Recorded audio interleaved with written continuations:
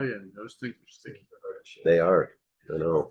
Been there, done that. We're live. Okay. Thank you. All right, folks, we are starting up here. Welcome Tuesday, February 25th, a little after 1 p.m. We're doing a walkthrough on H67, actually relating to legislative operations and government accountability. We're going to start with a walkthrough on the bill with legislative counsel. We have Mr. Devlin here to guide us through the words. Good afternoon, committee members. Thank you very much for having me, Chairman Byron.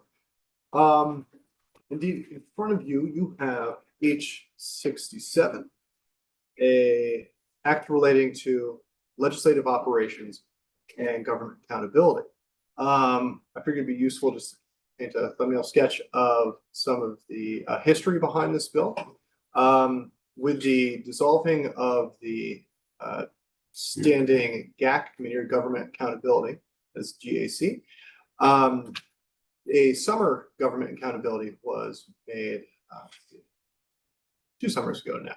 Yes, and the and that committee proffered some recommendations that were then, I think, pretty similarly floated last year.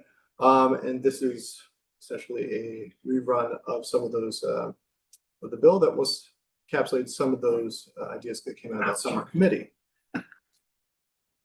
Broad strokes, this bill proposes to create a joint government oversight and accountability committee. And it proposes to change the default submission date for periodic reports to the General Assembly and to update the legislative reports database. It also has some language pertaining to the auditor of accounts. I'd just like to note for the committee that there is an amendment that is also available to the committee on the committee's webpage that proposes to strike those sections concerning the auditor. And yes, so with that, I'll just kind of dive right into the language here. The first section or part of the bill we have is purpose and findings. I think it's easiest just for me to read this verbatim rather than trying to summarize it. Section 1, purpose. The purpose of this act is to actuate the principle of government accountability by focusing on how evidence is used to inform policy, how our state laws are carried out, and how legislation can be best formed to achieve its intended outcomes. This act strives to systematize government accountability efforts as much as possible with simple, clear, independent, objective, fact-based processes and fact-based processes rather than to rely upon individual legislators or individual committees to be effective. B, government accountability means, here's a definition, the principle of demanding that legislation succeeds in achieving its stated policy goals through the provision of means by which to measure whether the policy goals have been met. The metrics for determining whether success has been achieved are as important as the goals themselves. C, government oversight means the mechanisms put into place to ensure that the bodies of government tasked with executing legislative intent are properly doing so. Oversight by the General Assembly is the examination of the processes followed and the information produced by government officials executing the law to determine whether those officials are properly and adequately achieving the policy goals established by the General Assembly. Just kind of pause there. That's just some introductory language having to do with the proposed purpose of the bill. Nothing yet of substance, right? Okay. Moving to the next part of the bill. Now we're at the bottom of page 2, breaking into page 3. This section of the bill has to do with the creation of the Joint Government Oversight and Accountability Committee. Section 2 will create a new chapter in Title 2 to be Chapter 28, Joint Government Oversight and Accountability Committee. New section 971, titled Creation of Committee, will read, A, there is created a Joint Government Oversight and Accountability Committee whose membership shall be appointed each biennial session of the General Assembly. The committee shall work independently and with other legislative committees to assist with matters relating to government oversight and issues of significant public concern. We'll actually define that a little bit later on. B, the committee shall be composed of 8 members, 4 members of the House of Representatives, not more than 2 of whom shall be from the same party, appointed by the Speaker of the House, and 4 members of the Senate, not more than 2 of whom shall be from the same party, appointed by the Committee on Committees, in addition to 2 members at large, appointed from each chamber. 1 appointment shall be made from each of the House Committee on Government Operations, Military Affairs, and the Senate Committee on Government Operations, and the House and Senate Committees on Appropriations. C, the committee shall elect a chair, vice chair, and clerk from among its members, and shall adopt rules of procedure. The position of chair shall rotate biennially between the House and the Senate members. Committee shall keep minutes of its meetings and maintain a file thereof. Quorum shall consist of 5 members. D, the committee shall meet as necessary for the prompt discharge of its duties. So not necessarily regular meetings. For attendance at a meeting when the General Assembly is not in session, members of the committee shall be entitled to compensation for services and reimbursement of expenses as provided under the regular statutes, that is 23 to VSA 23A. F, the professional and clerical services of the Joint Fiscal Office, the Office of Legislative Operations, and the Office of Legislative Counsel shall be available to the committee. Any questions about that section? Okay. Move on to the next and important section having to do with duties and powers, as we created a new 2 VSA section 972. A, duties. The committee shall have duties as described in the section and elsewhere in law. 1A, the committee shall exercise government oversight by examining and investigating matters of significant public concern relating to state government performance. Again, that will be set out in a few subdivisions later. The committee shall examine the possible reasons for any failure of government oversight and provide findings and tangible recommendations to standing committees of jurisdiction to prevent future failures. B, the committee shall select issues of significant public concern to examine and investigate by a majority of the current committee members who have not recused themselves from the matter. The committee shall consider issues of significant public concern referred to the committee pursuant to a resolution adopted by either chamber of the General Assembly. C, as used in this section, issue of significant public concern means any issue that 1, affects the state as a whole. 2, affects the vulnerable population. 3, costs the state more than $100 million. 4, implicates a serious failure of government oversight or accountability. 5, arises from previously enacted legislation. Or 6, constitutes a failure to adequately respond to state or federal audits. 2, 1 second, Council. sure. Representative Waters up. I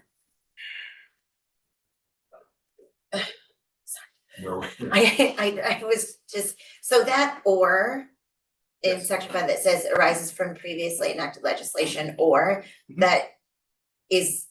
that separates all of those things into a list. correct? Yes, they don't have to meet all the criteria. They Just- just want any one of those. Or And- multiple ones, yeah. And the committee decides which it applies to.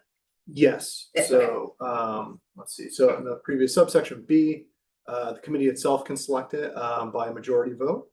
That is, we qualify that by majority vote of the current committee members who have not recused themselves from the matter. But in addition to that, issues of significant public concern can find themselves to the committee, essentially be assigned by one of the 2 bodies, that is pursuant to a resolution adopted by either chamber of the General Assembly. So 2 different routes to get to that. Thank you. The continuing under duties and powers, let's see, A2, and now we're about halfway through page 5, reads, the committee shall, with coordination from the Legislative Committee on Administrative Rules, LCAR, evaluate executive entities directed to adopt rules to ensure consistency and accountability in the rulemaking process. 3, The committee shall, on an annual basis, issue a report that includes A, which issues of significant public concern the committee has examined and investigated, including relevant information and data. B, the committee's current objectives for review of issues of significant public concern and which objectives to date have and have not been met. C, the committee's objectives for review of issues. The committee's objectives for review of issues of significant public concern for the upcoming 2 years. And D, any additional resources required by the committee to adequately conduct its work. And I should just make a note here that one of the later sections in this bill has an additional initial reporting requirement. We'll get into that a little bit later. It's the first time this could. Any questions about the powers or duties? Oh, sorry, and I apologize, I forgot a subsection here. So at the top of page 9, powers. The committee shall have the powers as described in this section and elsewhere in law. The committee may take or cause depositions to be taken as needed in any investigation or hearing.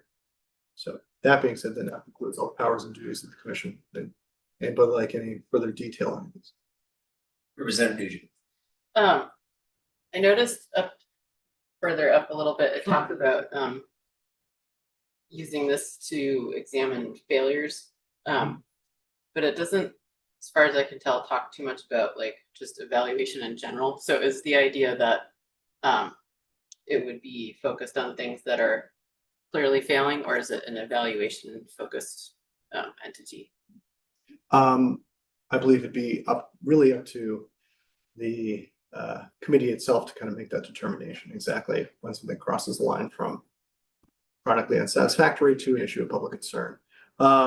You see, there's many different facets of what could be considered an issue of significant public concern. I'm sure it'd be maybe a case-by-case determination whether this or that may fall into one of those subcategories that qualifies. And then, just because it could be characterized as such, still requires either a majority vote of that committee or again, basically referral by one of the chambers. Got a hand, Representative Hooper? So the last sentence that you read, Tim, about depositions. Yes. Sworn testimony is included in that framework, or is it? Yes.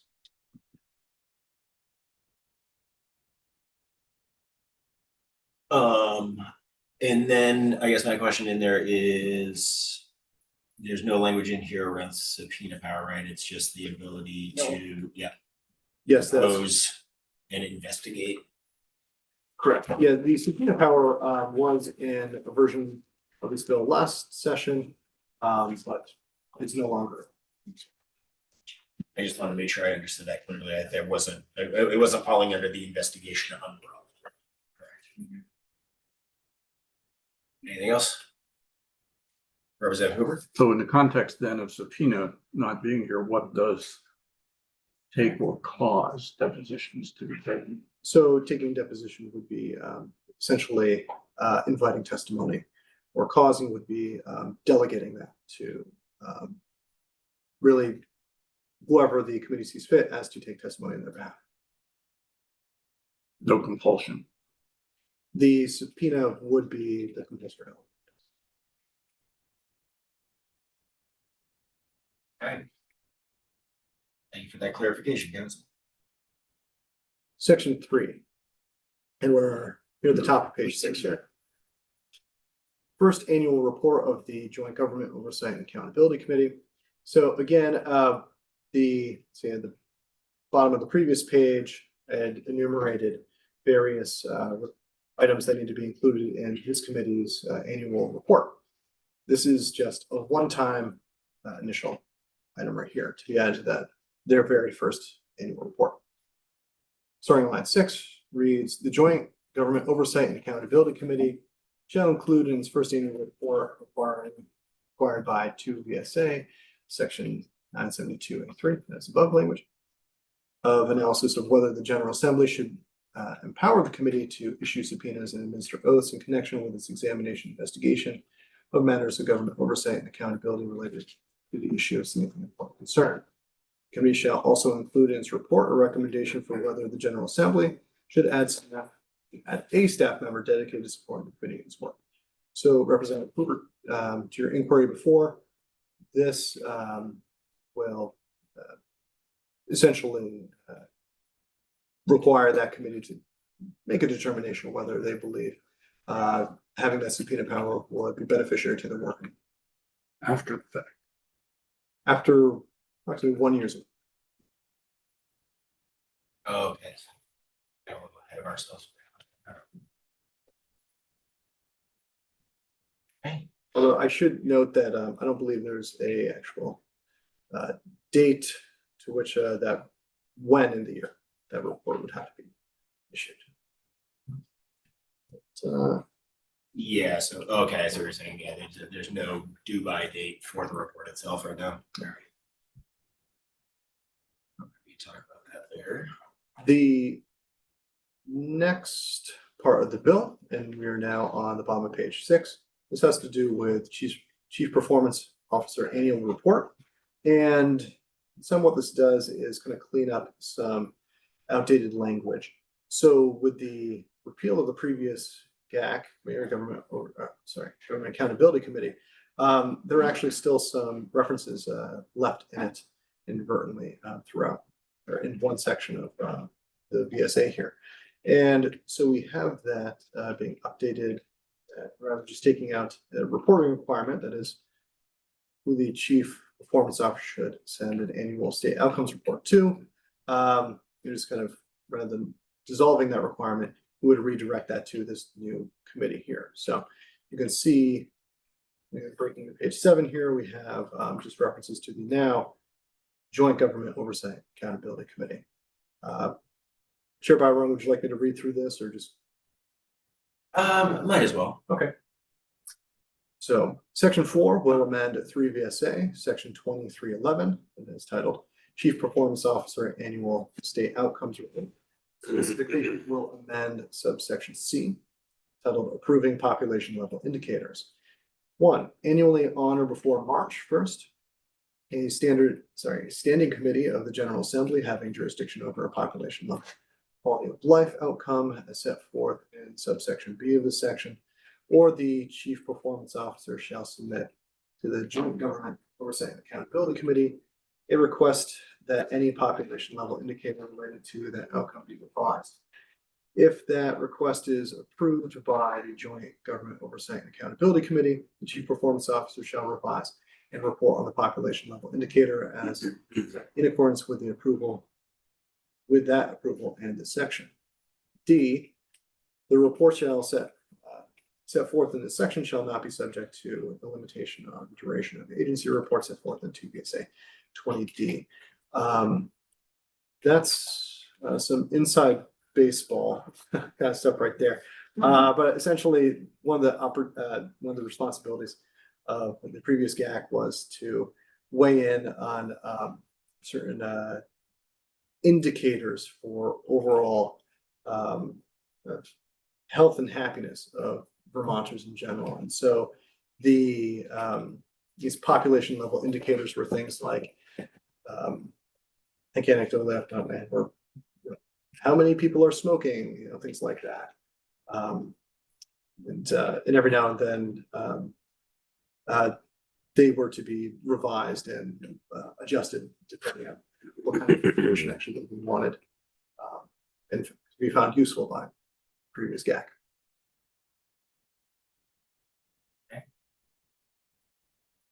And I might have been confusing indicators and outcomes, but that's a whole other conversation. The next section of the bill, auditor of accounts duties. And again, there is a draft committee amendment removing these next 2 sections I'll be speaking about that is available to committee members on the committee website. Section 5, 32 VSA 163 is amended to read 163 duties of the auditor of accounts. In addition to any other duties prescribed by law, the auditor of accounts shall 6A provide the Joint Government Oversight and Accountability Committee with a written summary of all audits completed by the Office of the Auditor of Accounts. B, upon the request of the Joint Government Oversight and Accountability Committee, provide at the mutual convenience of the committee and the auditor a presentation of the committee of any completed audit. Section 6, annual audit of agency programs, pilot. On or before November 15th, in the years 2026, 2030, the auditor of accounts shall submit a written report to the Joint Government Oversight and Accountability Committee concerning the periodic audit of administrative programs operated by state agencies.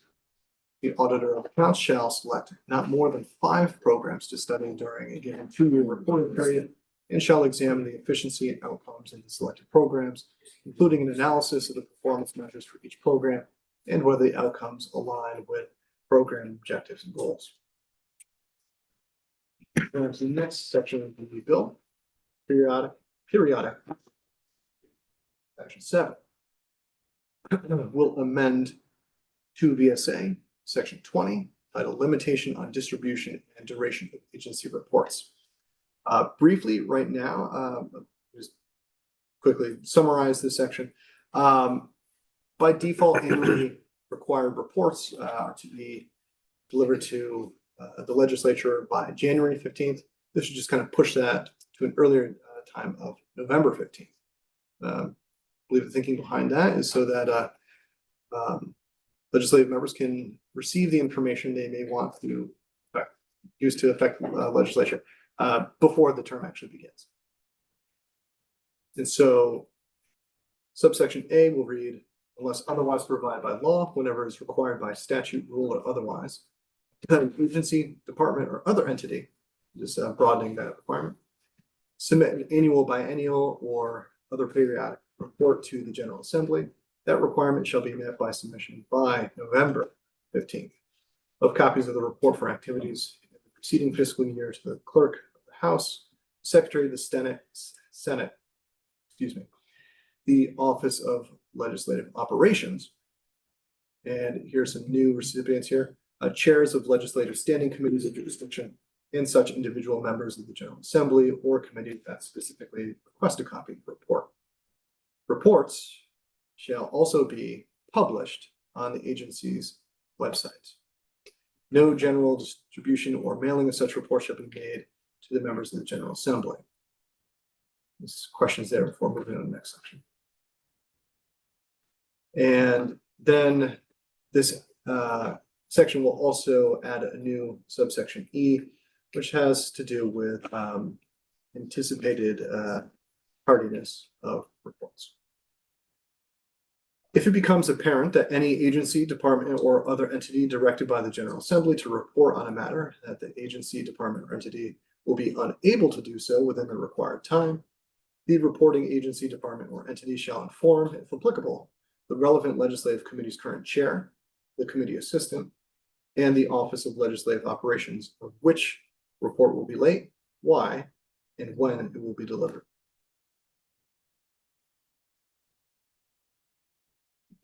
So that's just asking for a formal follow-up with laying out reasons as to why it will not be delivered on date certain.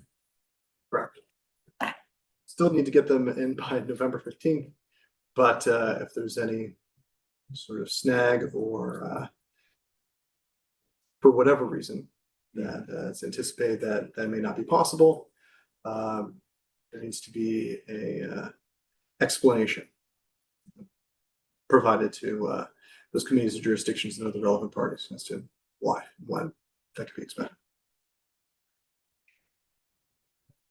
Any questions? Well, I don't want to let you, we can finish with section 8.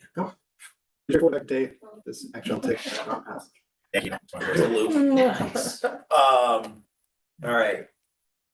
I mean, it's the first time we've put formalize on this since we had a opening conversation with an introduction. Are there any questions right now for council before we shift over to the gallery and our guests? Representative Nugent. Is there like a history to this kind of committee in the state house or in the legislature? Has there been any committees that are similar? I don't know personally, then again, I don't have too much history here myself. From what I understand, I don't think there's been something exactly of this sort, maybe proposed along it. I don't think ever existing necessarily. Representative Hooper of Burlington. Do we have any recollection of the subpoena thing is a little puzzling to me if we are requiring testimony, can't subpoena. A year later, we can advise the two bodies that subpoena power is necessary. It seems like a waste of a year. Was there history in the last version of this that subpoena power is what got it killed? Okay. Representative Gordon, please respond. Yeah, in the last version of this that we worked on last year, it did give the committee subpoena power, and that's what got held up in the Senate, and it didn't progress forward, the bill itself.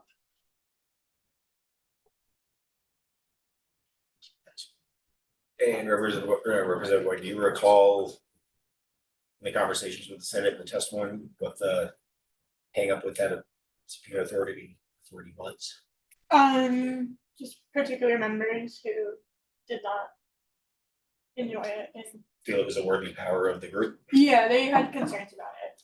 And that froze the bill. Gotcha. Understood. Was that hand Representative Hooper of Randolph? No. Thank you, council. Shifting the witnesses now. Senator Brock, how are you? Very well, thank you. Welcome to our new home. Thank you. First time visit, I believe. First time visit, yes, I didn't know you were here. Well hidden. Got us tucked in a corner, but it's nice. Yes. So, welcome. Your first time here. You may or may not know. I know you know some of us, but may not know all of us. So we'll do a quick little round robin of introductions. Representative Matt Byron, Chair of the Committee, Addison 3, Northwest Addison County. Lisa Hango, Vice Chair, Franklin 5. Lucy Boyden, the 103, Cambridge and Waterville. Sandy Pincinel, Bennington, Rutland 1, Danby, Dorset, Mount Tabor, Land Grove, and Peru. And Michael Morgan, Grand Isle, Chittenden, so West Milton, South Hero, Grand Isle, North Hero, Isle Lamont, and shared Alberg with you, of course, sir. Leo Coffin, Cavendish, Weathersfield, Baltimore, Windsor 2. Mary Catherine Stone, Burlington. Jay Hooper, Brookfield, Braintree, Randolph, Granville, and Roxbury. Kate Nugent, a part of South. Hi, I'm Shay Waters Evans. I represent Charlotte and part of Pittsburgh. I'm Randy Brock from Franklin County, and I represent also the northern part of Grand Isle County. Thank you for a chance to come and visit with you today. And I gather we're going to talk about government accountability. Touch of history on the government accountability. There was a government accountability committee, joint committee, that was formed, I think it was around 2008, and it existed until it was put to death in 2022, as I recall. And the idea behind the original committee is it would share ideas about how to get government more accountable, and particularly with respect to the legislature, how we could add to legislation we did measures to ensure that there was true accountability. Unfortunately, it was a committee that did not work particularly well. I was on it for, I think, a couple of years, and I asked to be removed from it, principally because I didn't see it doing anything, wasn't accomplishing anything. There were no real measures of success, and we talked a lot about how legislation ought to be constructed, but there was no assurance that anybody constructed it that way. And they didn't. And so essentially what we found was a situation where everything went the same way it did before the committee was formed, and there was no more accountability after than there was before. And that was the one measure of accountability. It's the only committee I've ever seen held accountable for what it didn't do. Oh, wow, you really inverted a lot right there. Yeah. Now, that said, we then created this summer government accountability committee, which met throughout the summer of either 23, 24, I forget what, I think it was 24. It's like 24. The purpose of which was to try to figure out what went wrong with the Government Accountability Committee, but much more, how can we get government accountable? And in terms of getting government accountable, what does that really mean? And that's what we attacked first, was what do we mean by government accountability? And it's typically, at least on the big things, when we put a bill in and the bill passes, well, before the bill passes, what do we want it to do? And then how do we tell whether or not it did it? Whether or not the legislation that we actually passed worked? Did it accomplish what we intended it to accomplish? And if it wasn't operating in an efficient manner?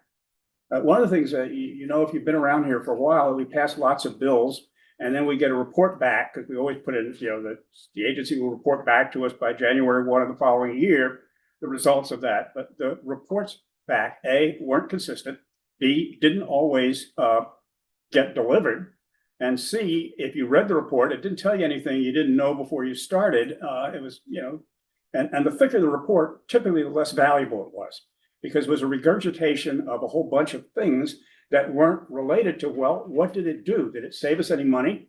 Did it cost us more money than we anticipated? Did the agency involved actually do anything with what we recommended? And did they do what we asked them to do? And then once we got it back, well, what are we going to do with it? Were there any recommendations or issues that we needed to address? Or was this simply informational? And I'm convinced, I'm still looking for it, that somewhere we have a warehouse in Montpelier or elsewhere that contains reports. It contains the 38 reports, for example, that were done on education funding about how to fix it and didn't fix it.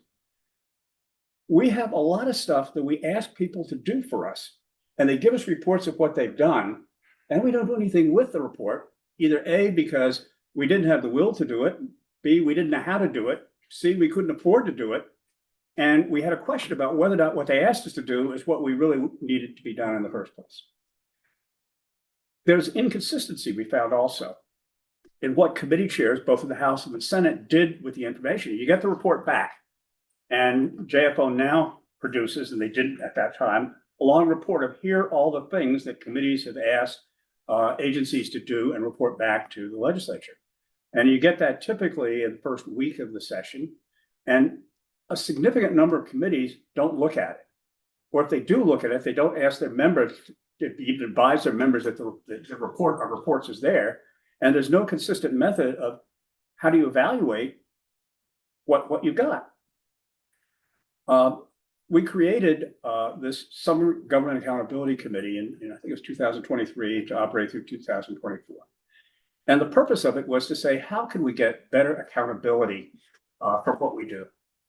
And by accountability, it means if we pass a bill, we pass a piece of legislation, did that legislation do what we asked it to do? Did it give us any result that was useful or worthwhile? And then what's the follow-up mechanism if we didn't get it or if it didn't produce what we wanted?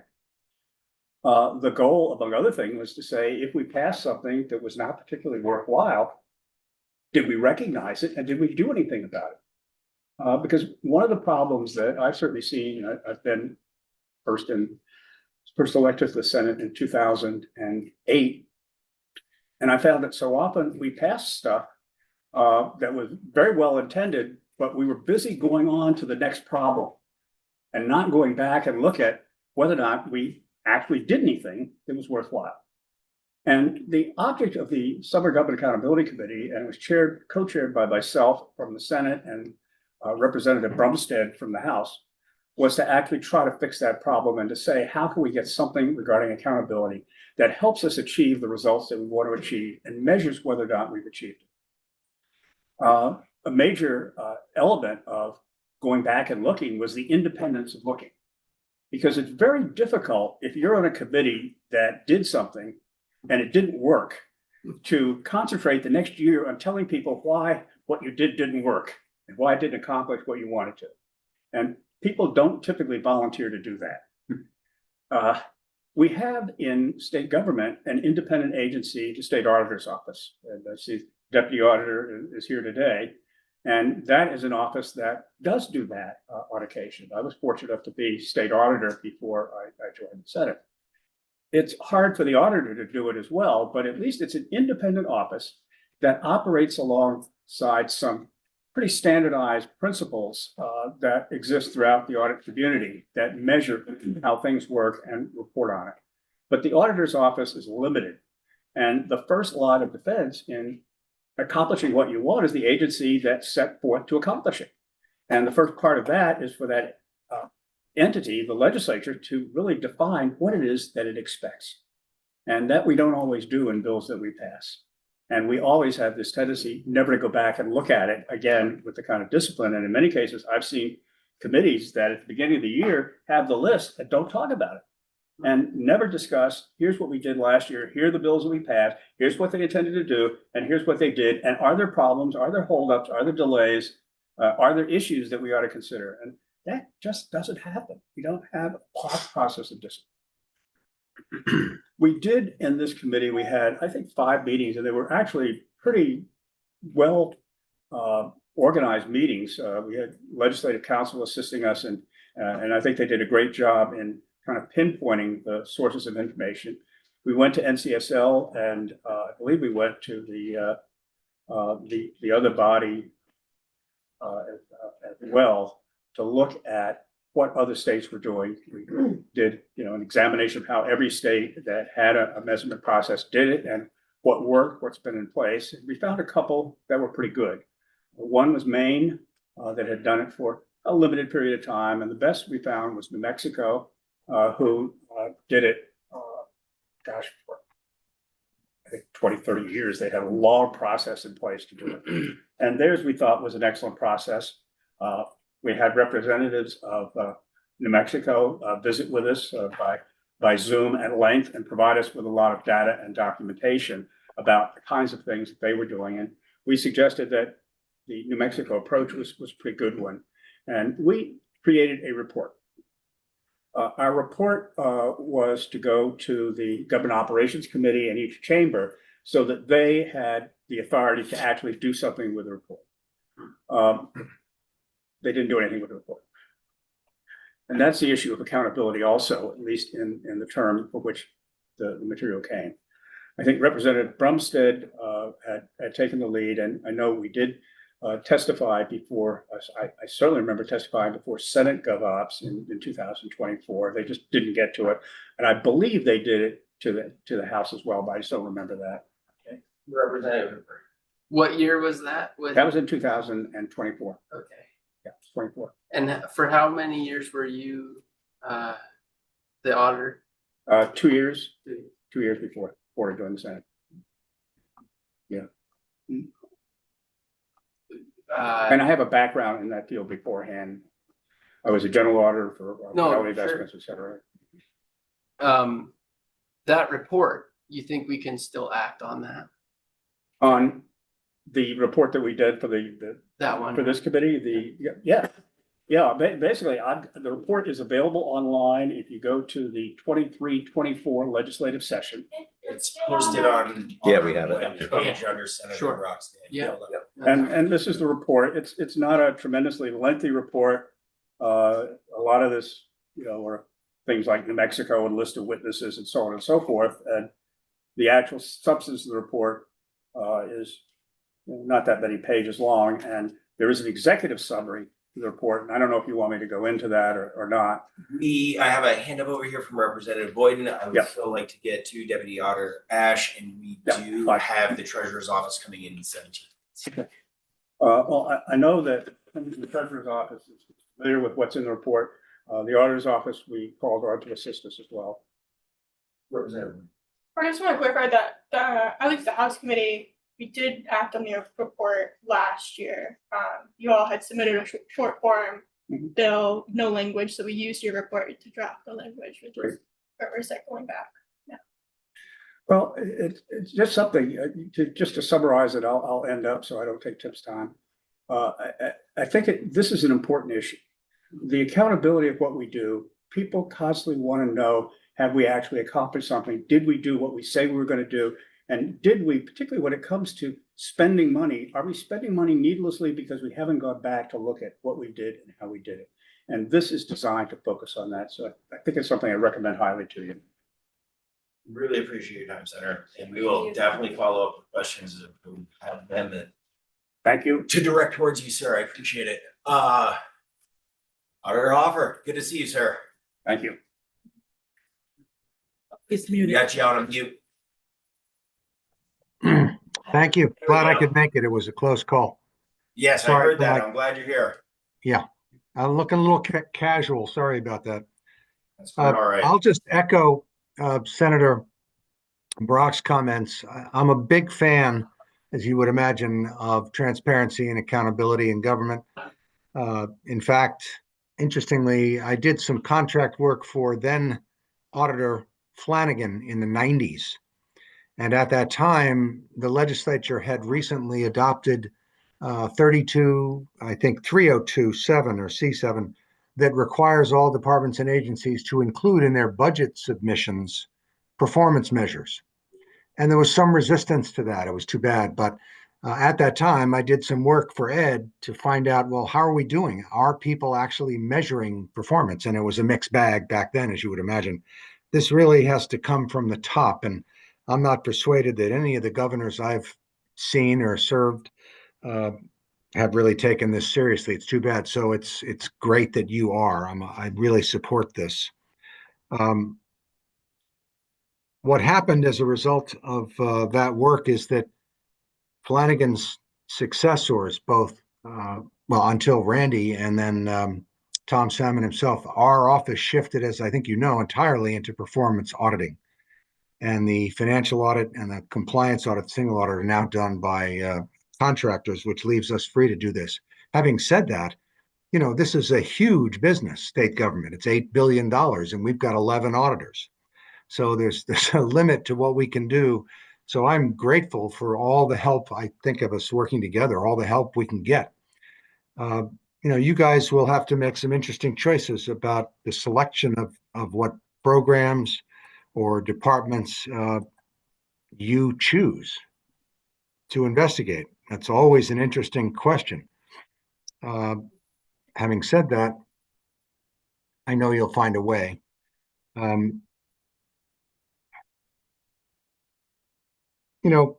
The SAO, my office, does work that you can't do because it's too time consuming and expensive and you need professionals. But I'm grateful that JFO and Ledge Council are going to provide you some help. It'll be very valuable. But what we do is it meets standards set by the GAO, the Government Accounting Office in Washington, they're so tight. Our quality control is so tight that, when I present an audit, either in testimony or we simply share it with you, there's not a word in there that isn't a fact. My chief auditor would not allow us to put anything in there that wasn't supported by sufficient and appropriate evidence. It's a big deal. And it has to be, because we are, in fact, as I think I told you who were on the committee last year, people rightly ask, well, who audits you? Good question. And that's a part of it. Every 3 years, a peer review by auditors from all over the country look at our work and make sure that we are working to those standards. So I'm not sure how you guys are going to proceed, how this committee will choose to do its work, but give it some thought and also manage your expectations for the first couple of years, for sure. I could talk about how much I appreciate this work that we do and that you're going to do. But I think it's not just the committee that you're going to create, but I think the policy committees, the committees of jurisdiction, need to be engaged at some level. So whatever findings there are, need to be presented to those folks, and they should take it more seriously. It seems like the burden on this committee, GovOps, both in the House and Senate, is, I think, you have so much government to cover. There's no reasonable expectation that you can know what all these agencies and departments do. It's not fair to you. This joint committee can assist you to some extent, but it's got to go out throughout the whole building. And that's what this administration and its predecessors hasn't done. So I'm glad that you guys are taking it seriously because it's critical work. So, and going forward, if there's anything we can do, if you get this done, and the committee is created, you're going to have some, I gather you're likely or hopefully you'll have some assistance from JFO or Ledge Council. But if you need help, guidance of any kind, please don't hesitate to contact our office. No, certainly, I appreciate that, and you know me well enough to know I'm not shy, so we will reach out. I appreciate that, and we still wanted to shift over and ask Deputy Auditor Ash Yeah. to come to the table and also offer some insight before we have to pivot over to budget requests from the Treasurer's Office at 2. So. I Okay. appreciate the time, sir. I really appreciate you finding this window with your busy day. And good Good luck luck. with everything. Yeah. Thank you. Good afternoon, Deputy Auditor Tim Ash. I'm going to focus more on the specifics of the bill and offer some suggestions. I also summarize them in a memo, which should be on the committee website, so you can either be dazzled by my verbal gymnastics, or you can look at the document online. And I want to begin just by saying that the first piece is that it is important to remind those who might say, oh, this is adding yet another committee, that it's actually not really adding a new committee. It's reconstituting the previous Government Accountability Committee that existed. It was always intended that that summer accountability committee that Senator Brock referenced, that was a transition from the former joint committee, which wasn't very effective and people weren't happy with its work. It was meant to transition to one that was more useful to the legislature. And I think that it's worth repeating whenever someone suggests this is just another excuse for legislators to meet or something. I'm going to skip to page 4 of the bill and offer just a couple specific wordsmithing suggestions. Under the duties and powers on line 9, it might seem like a semantic suggestion, but we suggest saying exercise legislative oversight, just to be clear that it's about the specific oversight that the legislature would be practicing, rather than government oversight, which involves the auditor's office, some federal agencies who audit state government, and others. On line 12, I think some rewording is probably justified so that it doesn't read failure of government oversight, but rather it speaks to the failure to successfully implement a government program or policy, because the issue isn't the failure of the oversight, it's the failure of the actual program to do what people had hoped it would do. And my memo clarifies that. I'm talking quick just in the interest of your time. Also on page 4, this speaks to which issues this joint committee would take up. The path that would allow a House or Senate resolution to dictate one of the topics that the joint committee takes up. We suggest thinking that one through and possibly considering removing that. The risks that it poses, I think, are 2. The first is that it has the potential to be perceived as a more political involvement in this joint committee's work. The joint committee is really meant to be an objective arbiter of whether these programs are achieving what they'd set out to achieve. Any majority party, it doesn't matter which one, being able to exercise this sort of agenda setting through resolution might be perceived as doing it for political purposes. Also, the floor debates often might have a little bit more spice to them than is intended when trying to establish a government performance function. The second issue that it could raise, as someone who occupied the first floor of this building for 12 years, is that you could have one chamber largely dictating what this joint committee does. If it's the chamber you happen to be in, you might think that that sounds great. But if it was the other chamber, you might both find that they have very different priorities and interests. You could also find the 2 chambers voting at cross purposes about what they want this joint committee to look at. So anything that has it be something that is a function of both chambers working together to make these decisions will strengthen the work, and I think achieve more buy-in to the work. Skipping to page 6, there's been a discussion about depositions and subpoenas. It's not for us to tell you whether you want to include those items. Representative Boyden, I think, summed it up very accurately that one of the things that really ended the life of this bill last year in the Senate was this nature of depositions and subpoenas. I listened in on committee hearings and heard people suggest that this would be some power hungry committee that's drawing and dragging people in to kind of give them the rough treatment. Obviously, that's not what was intended. Nonetheless, you want the bill to get to the finish line. Sometimes you make hard choices, and so we leave it there for you to think about whether that's something that needs to be in the bill in the near term, or something that you could wait and see how things go and then determine if that kind of power was necessary. What we have found in our office, we have subpoena power in the auditor's office. It has not been used in the time that Doug has been the state auditor. I actually had the chance to ask Senator Brock when he was auditor, did they ever use it? He believes they used it in one instance. So generally speaking, you're going to find state agencies provide you information that you request. I think that's a good thing.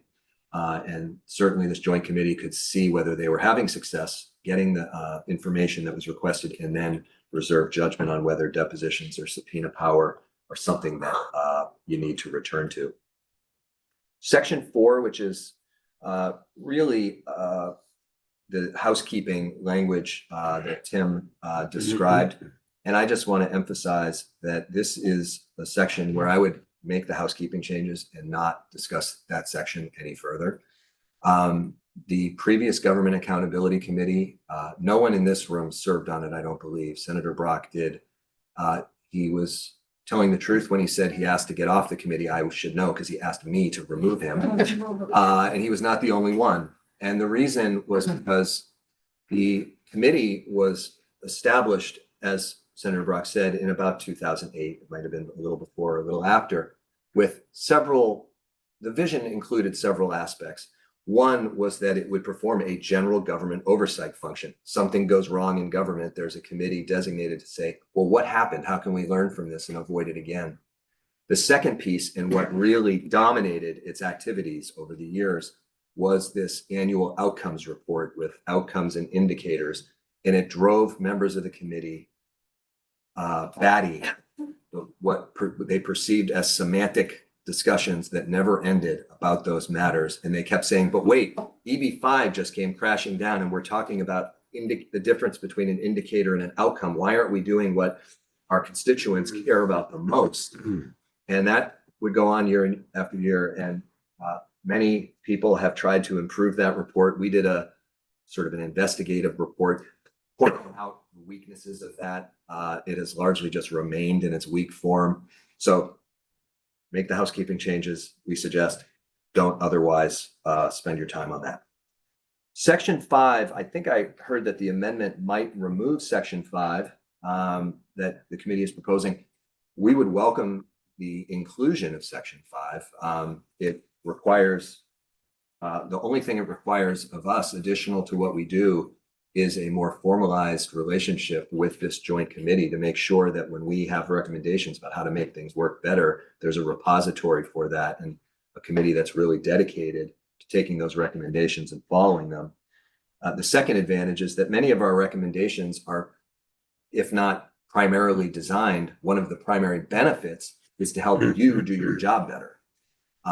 2 recent audits, one of the Agency of Digital Services Project Management, the big projects they oversee, and also the Agency of Transportation's paving program, which is a very large program.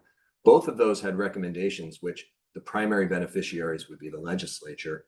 The recommendations were not advanced by the legislature when the administration didn't adopt our recommendations. So having a place that would be the home base, if you will, of all of the audit recommendations we make would be great, and it would not sort of interfere with the primary objectives that this joint committee is being set out to do. Section 6, the committee intends to drop that. We support that, though, as the auditor said, we're always available to help on a issue by issue basis or to help the committee do its work. Section 7, the reports, just to put a finer point on this, in having been on the receiving end of so many reports in January, which is that default. If you look at the legislative report page now, 100 reports were submitted to you between like January 12th and January 16th, days that I'm pretty sure you were not hungry to go home at night and read reports, some of which are about very consequential policies. having them come in November allows you to digest it in a more comfortable setting, but also do something about it if you find information in there that might motivate you to act. And then I'll conclude by saying one thing that was not in this draft, which was in the bill that was passed last year, is performance notes. Performance notes was a concept which largely stemmed from the presentation that folks from New Mexico provided.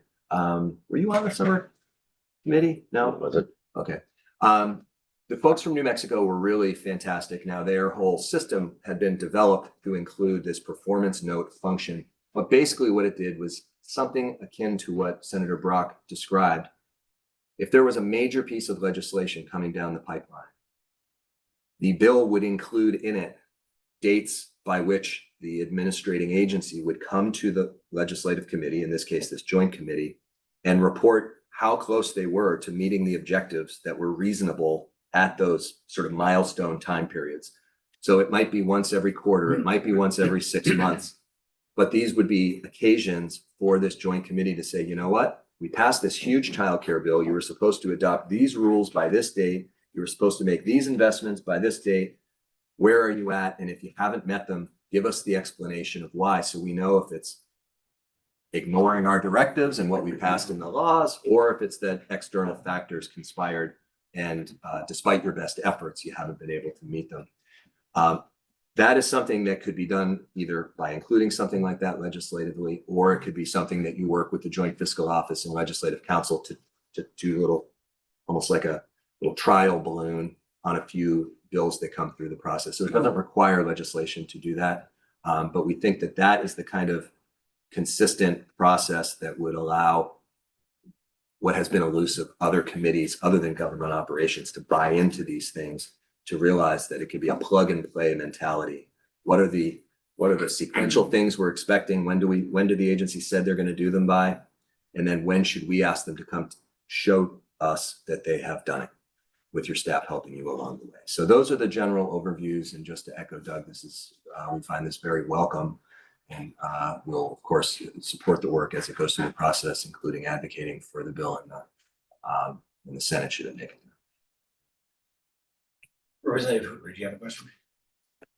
Mr. President, so good to see you. Can you speak a little more to the withdrawal of Senator Brock from the committee? He came to you, right, to get off of those duties. What were the reasons? So many legislators, both in the Senate and the House, who had been on the Government Accountability Committee were frustrated that what could be what they thought, I think, a very insightful, productive committee to track areas where the government could do a better job was turning into more of a discussion about how to improve a report that tracked kind of big picture conceptual outcomes. And they were not finding it very satisfying. Yeah. So it got to a boiling point where, as Senator Brock rather humorously put it, it was one of the few committees that was ever held accountable. But again, that was meant to transition to something that would be more effective. So, but I think there are other remaining legislators who were on that committee who I think will echo that sense of frustration that it could be so much more than it was. Understood. Representative Brumstead, former Representative Brumstead, I'm sure would love to come in and talk about this. Yeah. Yes, no, she's made it very clear. There's been no more passionate Action- person an about this. action-ready resource for this conversation. Yeah. Yes, she has Yeah. made that abundantly clear. Thank you so much, Deputy Auditor. We will definitely follow up with you. We plan on doing more work on this before crossover. We're with the intention of moving something, so we'll certainly follow up with you. Okay, nice to be here. All right, hard pivot. We have Treasurer's Office here to talk about budget recommendations. So this is gonna feed right into our next Good segment. afternoon. Yes. Okay, so, hi, I am just going to ask Autumn if she can, either post the spreadsheet that I just sent you, the budget spreadsheet, or email to members. I don't know what's easier. Post it and refresh. Sorry. As soon as I get it, I will. Okay, it'll take a minute or two, Representative Morgan, yep. And, welcome. Thank you. Thank you for And having thank me. you for coming in on such very short notice. So members, you will get that shortly. But we're mainly concerned with certain sections right now that the treasurer's office has. And if you want to introduce yourself for the record, I can specifically point to certain sections on the budget. Sure. So good afternoon. For the record, Ashlyn Doyon, Director of Policy in the Treasurer's Office. Thank you. So the specific questions we have are all on pension funds. Sure. And starting with section, and for committee members who are looking at the spreadsheet that Autumn just emailed, Oh, okay. we're down to line 40. And these are in no particular order. Okay. So actually, for committee members, we don't even have dollar values plugged in because we really need your input on this. So we're starting with VSERS, the Vermont State Employees Retirement System. And that is section E-133 of the budget.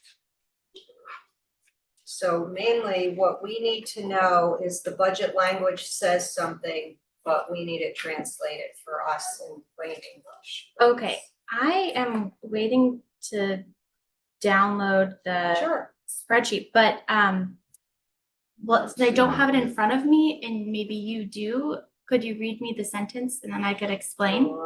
Sure. So section E-133 is the Vermont State Employees Retirement System and Vermont Pension Investment Commission operating budget source of funds. Yep. So there's a lot of language here.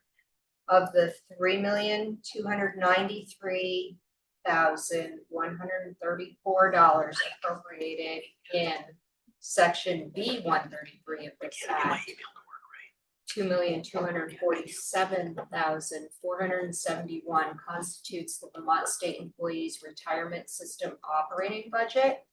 And then $1,045,863 constitutes the portion of the Vermont Pension Investment Commission's budget attributable to the Vermont State Employees Retirement System. So there's an explanation here that the annual language to differentiate the portion of the VSERS administration that supports operations in the state treasurer's office versus the portion that supports VPIC. So there's two different numbers, and what are we commenting on? Sure. So the pension administration, that's what you think of when you think of the state retirement office. So I think that's the 400,000 number that you listed, or whatever the number is. Yes. And so that includes our retirement staff, our retirement counselors, the folks that pick up the phone when a pensioner calls and has a question. Those staff, they make the payments monthly to pensioners of the system. They also, they provide all of the retiree health insurance sort of counseling support and administration. The Vermont Pension Investment Committee, VPIC, you'll remember a couple of years ago, they used to be housed within the treasurer's office as part of the sort of reform campaign with Act 141 a couple of years ago. The Vermont Pension Investment Committee split from the treasurer's office in order to become an independent entity. They are the ones that are responsible for investing all of the assets, the billions of dollars of assets at this point for the pension system. And so in those fees that you see the pension system pay to VPIC, it's both personnel fees and all of their budget fees, so their software, their fee for spaces, their IT fees, which you'll see when Tom Galanka and Eric Henry come in to present their budget, if you're going to have them. It also, their budget includes things like the Bloomberg subscriptions, it includes the investment manager fees, et cetera. And so if you looked at the treasurer's office budget years ago, you would see all of that wrapped up in the treasurer's budget. Now it's just split out and viewed as a payment from the system to VPIC. Okay, so does VPIC also include personnel?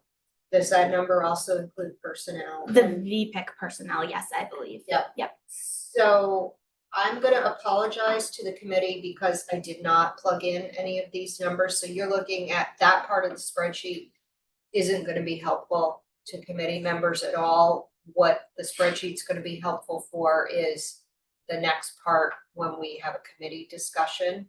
And I'm going to have to plug in these numbers, so Ashlyn, you did say, I thought you said 4 million, but it's 3.2 million was the first number. Is that the number that's the pension administration staff?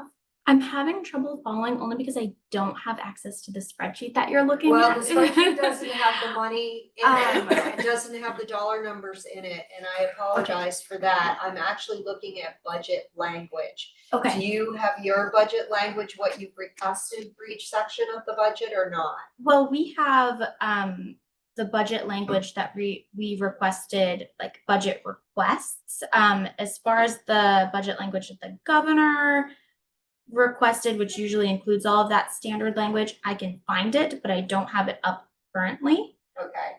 So But I I think can that's- definitely find it. That's what I am, Okay. I'm looking at section E 133. And it's a number,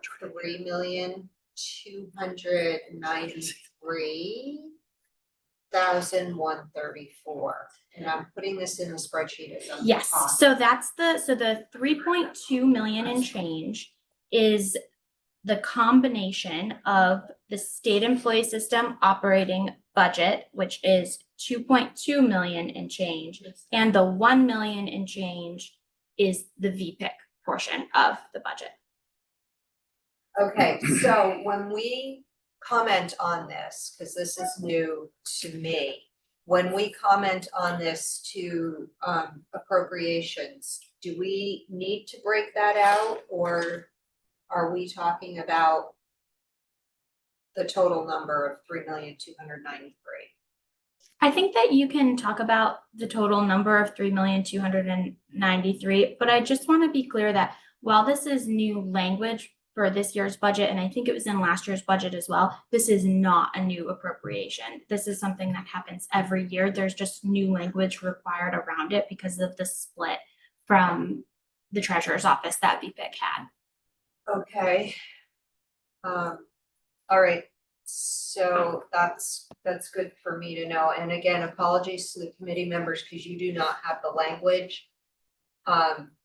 Because we had to piece together the language in order to ask the treasurer's office to come in, so if you would just be patient and listen to my dialogue with Ashlyn, that would be much appreciated. So the next part. Yeah, I just wanted to clarify for committee. And it's, so she's working from a document that we received from appropriations that outlines all of, just because it seems like everybody might not know what Rep. Hango is looking at. We got a document from appropriations that listed all the budget asks that would pertain to items that fall under our jurisdiction. And then we took all of those, or by we, I mean mostly Rep. Hango, took all of those items and put them into a spreadsheet that's for us to just look at for all of the different requests that came in based on this document we got from appropriations. That's where all of it came from. And then, so I believe that the budget requests that came from appropriations to us in that document are made up of the ask that you sent them originally, correct? Yes, Okay. so I Just am wanted to now clarify. following along Yes. on the language components in the language that Adam Gresham submitted to House Appropriations, which is probably what you derived your spreadsheet from. And that wasn't even a document. So to back up from what Representative Waters Evans just said, all we got from House Appropriations is section numbers. Okay. So we had to, our committee assistant found the language and cut and pasted it into a document that I've been working on from. So that's why I'm hesitant to share this with anybody, Autumn, because I don't know that it really works for anybody. It's not really even in numerical order. That's okay. We can parse it out and we'll figure it out as we go. Okay, so It's gonna be that's the okay. Vermont State Employees Retirement System. Yes. So I think if we just understand what that $3.2 million ask is, that will be, and then I can put like a little explanation on our spreadsheet. Yes, so it's our normal operating budget for personnel expenses, fee for service, third party support for our software, our pension gold system, everything down to office supplies. This is our normal budget for the retirement office. And you'll see there's not to be confusing, but there's an identical appropriation for there's identical language for the other systems as well. So you'll see right Yes. below it in 134, the municipal employees. So and you'll see the breakout. A portion of it goes to retirement operations in the treasurer's office, and a portion of it goes to VPIC. So I think what I will do is just add like a little subtitle that this includes VPIC as well, because you've differentiated for us what difference is between the two dollar amounts. So the next one is the Vermont Municipal Employees Retirement System, and that number I'm looking at is $1,886,000. Yes, 500. 562, right? Okay. So that one also. Okay, I can clean this up for the committee in like 2 seconds after we complete this.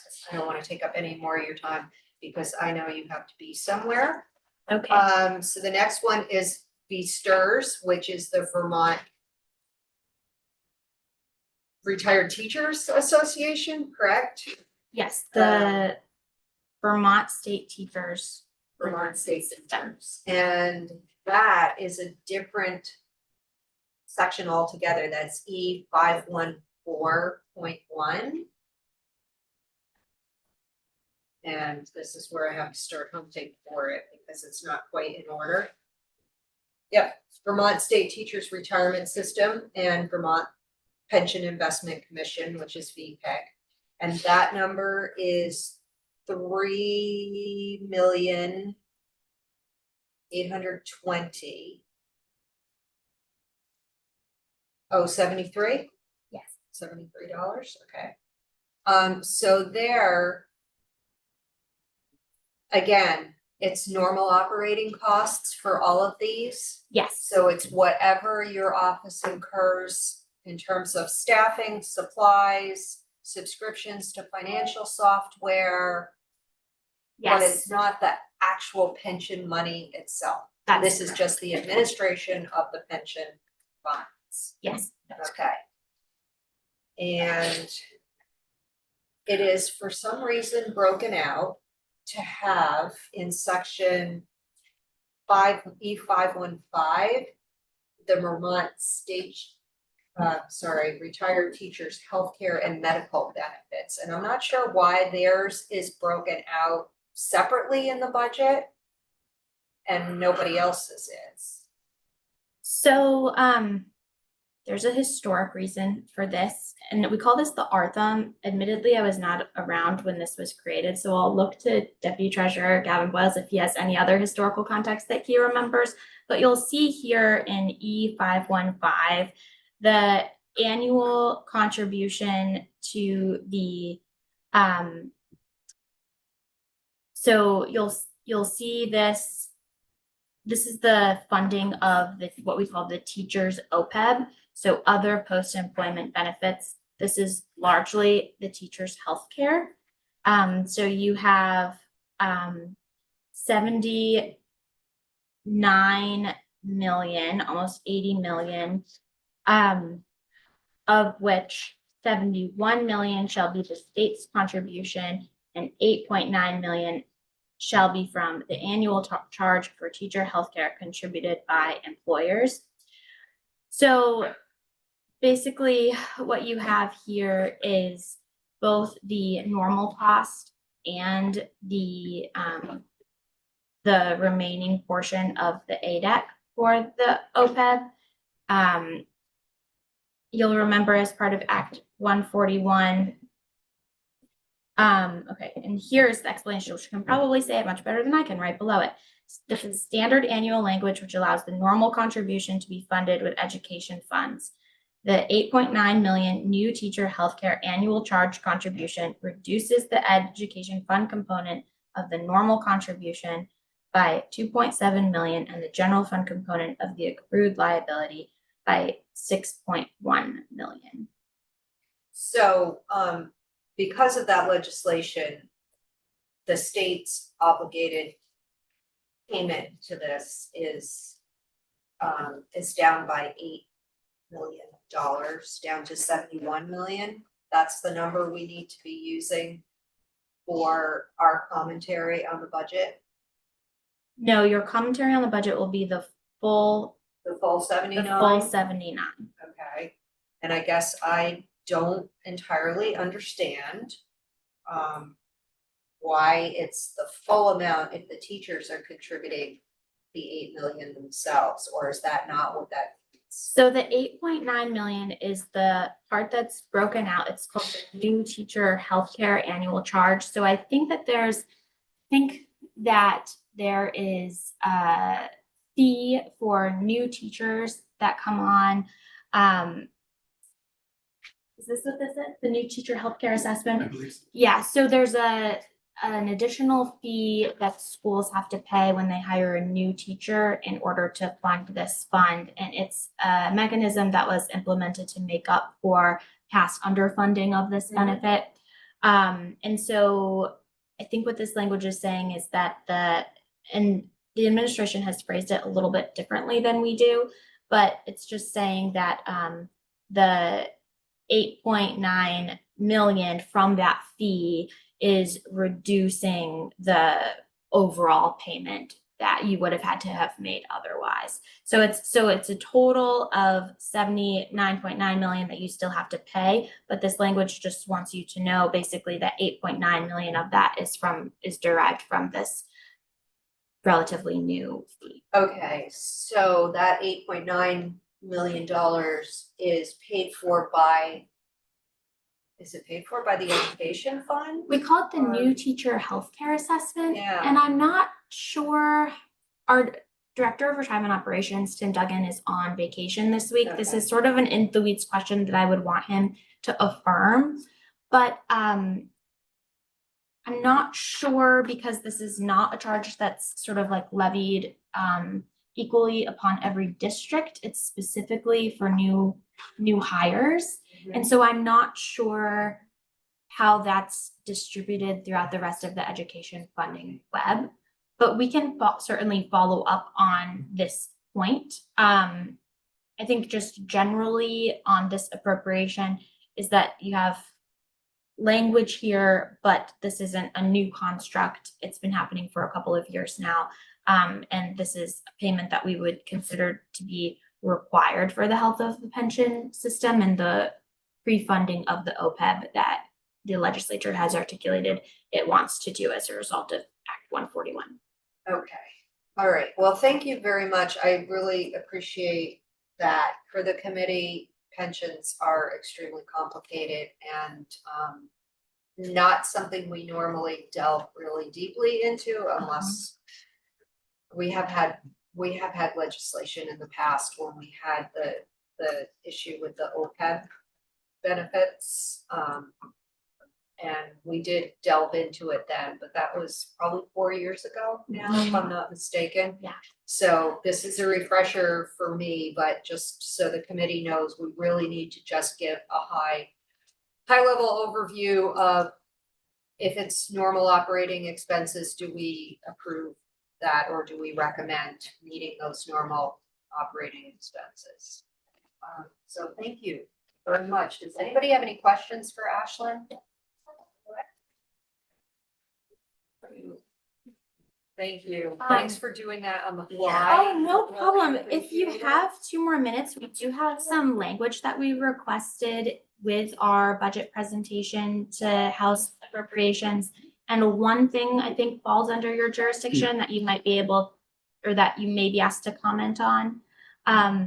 You will remember that the Treasurer's Office administers a municipal equipment and vehicle loan fund. We have submitted a memo to the appropriations committees with some small changes to this fund. You called it a municipal equipment fund? Yes, the Municipal Equipment Loan Fund. We are proposing to call it the Municipal Equipment and Vehicle Loan Fund. Basically, this program a couple of times a year provides low interest financing to municipalities to purchase like large equipment or vehicles that they might need, for example, a fire truck or a road grader. Rural and smaller municipalities tend to use this fund more frequently because these are such large expenses in their budget. This year, we are proposing to include a hardship waiver. There's currently a $150,000 annual limit for each municipality that applies, or 75% of the purchase price. We're proposing a hardship waiver in the event that there's some sort of catastrophic event and a municipality loses 2 or more pieces of equipment and needs to replace them. So been thinking about this in the wake of the catastrophic flooding events in 2023 and 2024. You'll also remember that the city of Montpelier lost a fire truck in the fire at Allen Lumber, or RK Miles rather, and I think sustained damage to another piece of equipment as well. And so we just thought that including this change in statute would be prudent. We haven't received an application to this effect yet, but it seems to be reasonable to allow the committee that makes loans from this fund a little bit of discretion here. And the fund is very healthy. We're not requesting any more money at this time to go into it. Okay, so do you have language that is gonna go into a bill, or is it going to appropriations for inclusion in the budget? Yes, the latter. We've requested that appropriations include it in the budget, and it's spelled out in a memo that we submitted to them. So I'm sharing with you now because I think you'll probably be asked to The memo, thank you. Yes. And we can put that on our letter to appropriations. Thank you for flagging for us. Yes. We'll send it to Autumn now. And then hopefully we've gotten you out on time. If Thank nobody you. else has any additional questions? 2:20. We will follow up with respect to section E515 Okay, with a little bit more detail. for you thank as well. you. But I think we're good to write our memo. Okay, but thank you so much. Thank you for having me. All right, committee, I'm gonna call 10-minute break till we come back on the budget stuff.